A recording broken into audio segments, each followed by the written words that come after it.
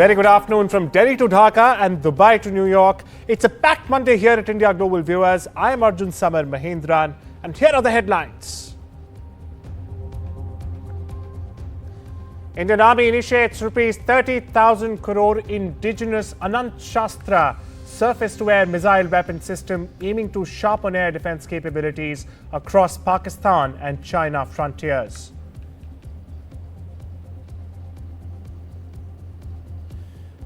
Pak PM Shehbaz Sharif, Asim Munir flash rare earth minerals at White House.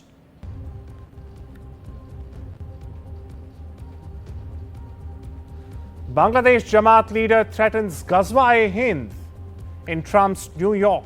Says will wage war against India, 50 lakh youth ready.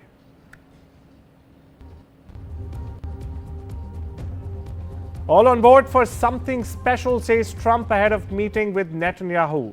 Development after US leader shared 21-point proposal aimed at concluding ongoing Israel-Hamas conflict.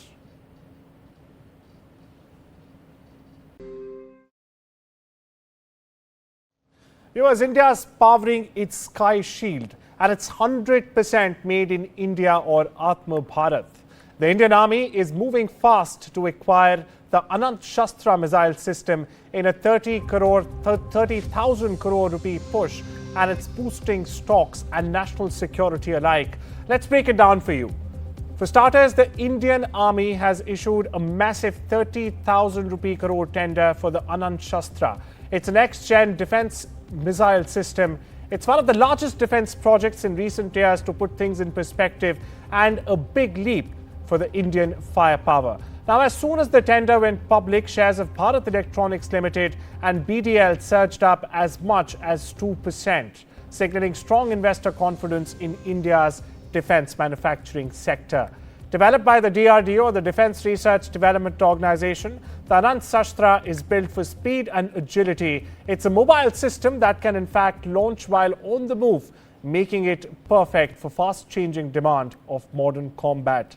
Now, once deployed, it will guard India's two most sensitive borders. What am I talking about? Well, with China in the north and Pakistan in the west, it will give Army a much needed shield in high tension zones as well. Now, the system per se is designed has proved itself during Operation Sindoor as well, where Indian forces, as we know, successfully neutralized enemy drones using integrated air defense units. Now, viewers, with a strike range of about 30-odd kilometers, the Anant Shastra can lock onto targets while moving and can also fire short holes, offering flexibility rarely seen in missile systems of this scale and size. But that's not it. It's also a huge win for the Make in India campaign or the initiative.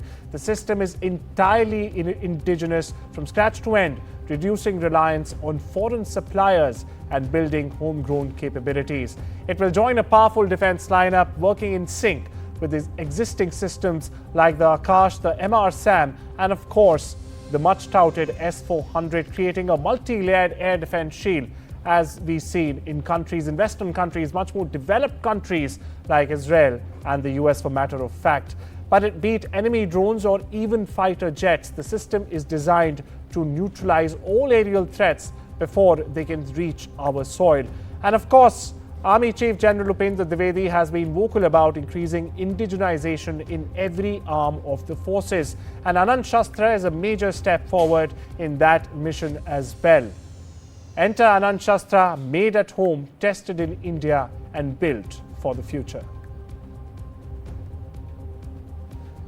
We shift our focus, viewers. In a high-stakes maneuver at the White House, Pakistan literally opened a box of minerals. That's correct. Prime Minister Shehbaz Sharif and Army Chief Asim Munir flashed a wooden case of rare earth elements at President Donald Trump, as you see there right on your screens right now. Their message was clear: Pakistan has the minerals America wants, and it wants investment in return. Now, the 90-minute odd meeting was more than just a handshake and photo ops. Islamabad, viewers, is actually dangling what it claims are $6 trillion worth of mineral reserves. Now, these allegedly include copper, gold, antimony, and even rare earths. They're critical to electronic vehicles, defense technology, and even semiconductors. With the global rare earths race heating up, Pakistan is trying very hard to position itself as a key player and an edge out China, which currently dominates mining in its Balochistan region. Meanwhile, Pakistan's army-backed pitch follows a $500 million deal with US Strategic Metals to set up a refinery. But that's also a major first. But what's the offer? Resources now, investor access, and strategic leverage in return. Now, Trump, known for his deal-making instinct, reportedly showed strong interest. Sharif also thanked US for a recent 19% tariff deal and invited American firms to mine, drill, and build Pakistan's untapped terrain, or alleged untapped terrain at that.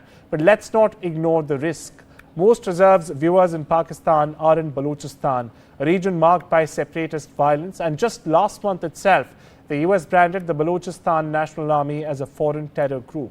So is this a smart economic move or just another gamble to buy time and attention? Pakistan says it has the minerals, but will Washington play a game and buy the pitch, or is it just for the photo ops? To shed more light on this, we are joined by former diplomat Mr. Ashok Sajjanar. Thank you so much for joining us on this very important debate here, Mr. Sajjanar. My first question to you, is the Pakistani military now directly managing economic diplomacy? As we saw there, Asim Munir actually showcasing the gems to Donald Trump, and Prime Minister Shehbaz Sharif was just standing at the sidelines like he was at the SEO, like we have seen him many times, and just, he was just gawping. And what does this mean for the civilian oversight? Yeah, thank you very much for having me on the show. You're very right. It's not the first time that the Pakistan army is in the saddle. They have been in the saddle. They have enjoyed all the power, although the responsibility has many a times been handled by the civilian government. So is the case this time.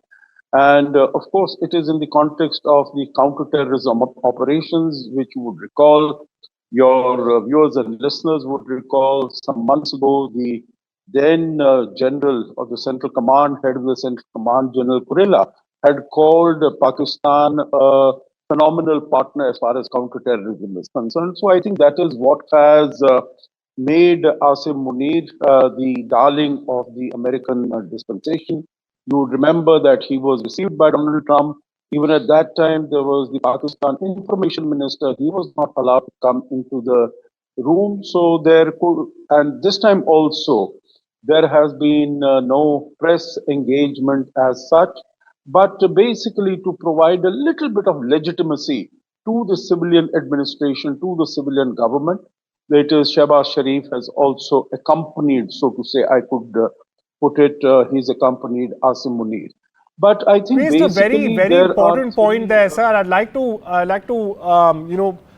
flesh out more on that point. You said it's some sort of a legitimacy that they are trying to get from the US. Now, does this so-called mineral diplomacy, as it's being called, also signal some sort of a permanent pivot away from China's grasp, or is it just tactical balancing? Because we know that China earlier had the exclusive mining rights for Balochistan. So is Islamabad now trying to pivot away from Beijing and towards Washington? Excellent question. And let me give you my own perspective and interpretation. No, I think Pakistan is too heavily invested in China. And in my view, the fact that it has come to the United States and it's offering all the goodies and the riches, whether it's minerals, rare earths, metals, critical materials, or even as far as oil is concerned, I'm sure it has China's blessings, it has China's concurrence when it is reaching out to the United States. But I think this transactional deal, you use that word, and I agree with that. This transactional deal, I think, has many pitfalls because you see, so far these minerals have been offered to China, and China has a stranglehold as far as the supply of critical minerals to the United States is concerned. But even China has not been able to mine these critical minerals either in Balochistan or in Khyber Pakhtunkhwa because of the adverse security situation there. And if the Chinese, which are located just a few hundred kilometers across from the Pakistan border, they share the border with Pakistan. If they have not been able to deal with the insecurity there because of the Baloch struggle for independence there by the BLA and by the others, and also by the Tehreek-e-Taliban Pakistan, then how would the United States, coming from such a long distance, be able to deal with it? I think it will be very difficult. This is a carrot that is being dangled in front of the United States. Number two, I think Pakistan has been able to handle, to manage its relations, have this between China and the United States. But very soon, the United States will also realize, because it will want total loyalty from Pakistan, which Pakistan will not be able to provide. You have seen that both China and Pakistan have spoken out against America's possession of the Bagram base. Donald Trump has been talking about taking over the Bagram base in Afghanistan so that it can keep an eye on Absolutely, sir. whatever is happening in China. Absolutely. There are many variables to this, Mr. Sajjanar. Due to paucity of time, we'll have to move on. But a very, very quick answer for you, a yes or no answer. Now, can this rare earth minerals actually change Pakistan's debt trajectory? Or is just another PR move? What do you think, sir? Can it actually help Islamabad with their debt trajectory or not? Whatever I have seen, whatever I have read, I don't think it is possible, because if it was possible, it would have been done long ago. And China has been there. China has been doing this, CPEC since 2013. So, it's more than 10 years that it has been there. Well, that's your last word, Mr. Sajjanar. If it would have been possible, Pakistan would have indeed done this a long time ago. And something I also want to add here, now all of these deals are being made at a time when there are more than 1 million who have been displaced internally in Pakistan because of the flash floods the region experienced only around a month ago. Thank you so much for joining us and taking out the time, sir. We shift our focus where a shocking threat from across the border has put India on alert. Now, Bangladesh's radical Jamaat-e-Islami viewers has openly invoked Ghazwa-e-Hind. It's promised a holy war with 5 million youth in India if India dares to intervene. Speaking in New York and not Dhaka, very interestingly, Jamaat Deputy Chief Syed Abdullah Muhammad Tahir made a fiery but a delusional statement, as they always do. 5 million youth are ready for a war against India, said Tahir. Yes, 50 lakh Bangladeshi youth allegedly ready for guerrilla warfare to erase the stain of the 71 war, claims the Jamaat-e-Islami in Bangladesh. Now, let's be clear, viewers, this is not just fringe chatter. This comes from a former member of parliament, the deputy leader of Bangladesh's second largest Islamist party, which has in fact just gained ground after Sheikh Hasina's ouster in 2024. As we all have seen, its leader was brought out of the prison. There was a ban on the party after the 71 movement, which was removed. And what about the audience? The audience was a packed hall of the Bangladeshi American Association. And all of these provocative statements were made in New York on US soil. Now, this is the same Jamaat that supported Pakistan in 1971. And now it claims to be waiting for an Indian intervention so it can prove itself as true freedom fighters. Meanwhile, their student wing, the Islami Chhatra Shibir, has just also swept elections in Dhaka University very recently. India's agencies have taken note. But here's the big question: should New Delhi treat this as an empty provocation or another empty provocation, or should it indeed prepare for a long-term ideological threat that's brewing just next door? To shed more light on this, I'm joined by Dr. Abhinav Pandya. He is the CEO of Usana's Foundation, a foreign policy think tank, and also a counter-terrorism expert. Thank you so much for taking out the time and joining us, Dr. Pandya.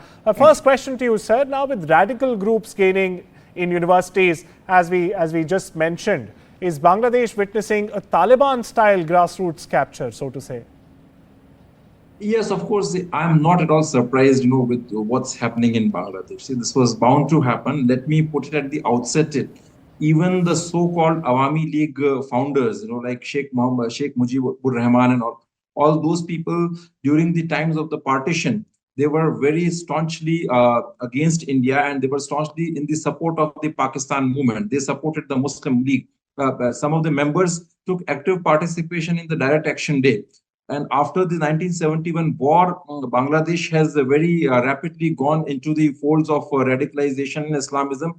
They were just waiting for the ouster of Sheikh Hasina. Otherwise, society was ready at every level to get itself into the throes of Islamism. And Jamaat-e-Islami, when Jamaat-e-Islami says this, we should not take it lightly. Jamaat-e-Islami is a very strong organization. And the most important and critical part here is that what it says reflects the trends in the society. It's not just one random politician. It's the society. He is speaking the language which appeals to the Bangladeshi society. Dr. Pandya, you raised there. They were just the Jamaat and the ilks of Jamaat. They were just waiting for the ouster of Hasina. Now, is Bangladesh also becoming another Islamist launchpad, or is it on its way to become a launchpad? What's the future looking like? It has already started. Like, it's already, I would say, it has already become a launchpad. Now it's just a matter of degrees. It is going along Afghanistan's way, and we'll say definitely we are going to see a rapid spread of Islamist and terrorist organizations. Definitely there are local ones like Huji Bangladesh, Jamaatul Mujahideen, Ansarullah Bangla, Islamic State Bangladesh unit. Apart from that, you will also witness a very strong distribution and spread of Pakistan-sponsored groups like Jaish-e-Mohammed, Lashkar-e-Taiba, and groups like Sipah Sahaba, Lashkar-e-Jangvi, because there's a very strong network now between Bangladeshi Islamists and Pakistani Islamists. And this phenomena, this trend is going to be extremely dangerous for India, because they're going to send all these jihadists and all these radical extremists into India from the northeastern side. On the western side, we already have Pakistan, and internally in India also, we must be ready for a very strong segment of radical extremists and jihadists among the Muslim community who are already in touch with these radical and extremist segments in Bangladesh and Pakistan. Dr. Pandya, we saw the interim Prime Minister Muhammad Yunus at the UNGA spinning tall tales, making tall claims at that. He also spoke about elections, but there has not been any sort of a retort or a reply from Dhaka after this Jamaat-e-Islami's deputy leader made these worrying statements or provocative, inflammatory statements right out from New York. What does that signal? Does it signal tacit support or sheer loss of control? Very quickly, Dr. Pandya. We should not even expect any support, because the Bangladeshi government, these Yunus and all these fellows, they are hands in glove with these Islamists. And also the very fact that all this is happening in New York, it means that there are actors, state and non-state actors sitting in the New York, people pertaining to the deep state, who are actively and in a very, I would say, strong manner supporting these Islamist elements against India. Thank you so much for giving us your time and talking to us on this very important topic. Viewers, it's time we strip into a short break. Don't go anywhere. We'll be right back.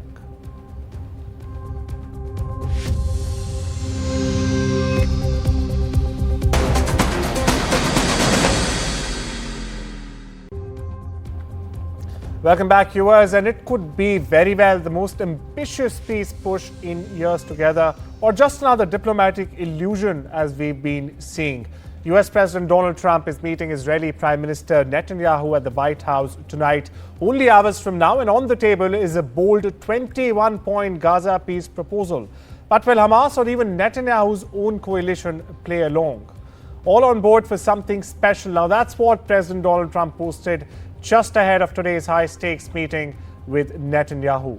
It's their fourth White House meeting this year, to be precise, and at this time, it's personal.